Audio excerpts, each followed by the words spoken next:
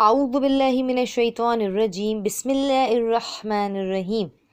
حضرت امام جعفر صادق علیہ السلام سے طبیب نصرانی نے بڑے احترام سے درخواست کی کہ انسان کے جسم کی بناوٹ کی کچھ وضاحت فرمائیں۔ امام علیہ السلام نے فرمایا کہ خدا نے انسان کو بے لحاظ ہیکل استخوانی 208 حصوں سے ترتیب دیا ہے۔ انسان کے جسم میں 12 اعضاء ہیں: سر، گردن، 2 بازو، 2 کلائی، 2 ران، 2 ساق یعنی پنڈلیاں اور 2 پہلو۔ ان کے علاوہ 360 رگیں، ہڈیاں، پٹھے اور گوشت۔ رگیں جسم کی آبیاری کرتی ہیں، ہڈیاں بدن کی حفاظت کرتی ہیں اور گوشت ہڈیوں کا تحفظ کرتے ہیں۔ پٹھے گوشت کی حفاظت کرتے ہیں۔ ہر ہاتھ میں 41 ہڈیاں ہیں۔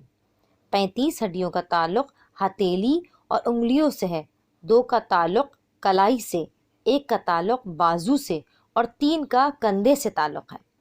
ہر پیر میں 43 ہڈیاں پیدا کی ہیں، جن میں 35 قدم میں، 2 پنڈلی میں، 3 زانو میں، 1 ران میں اور 2 نشیمنگاہ یعنی بیٹھنے کی جگہ میں۔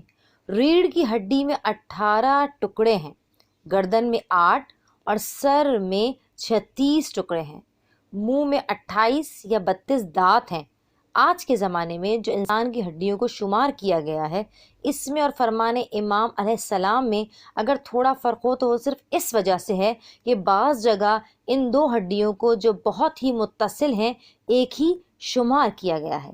امام علیہ السلام نے صدیوں قبل بغیر کسی آلہ اور فن معلومات کے تحقیق طبی فرمائی کہ جو آپ کے علم امامت کا بین ثبوت ہے۔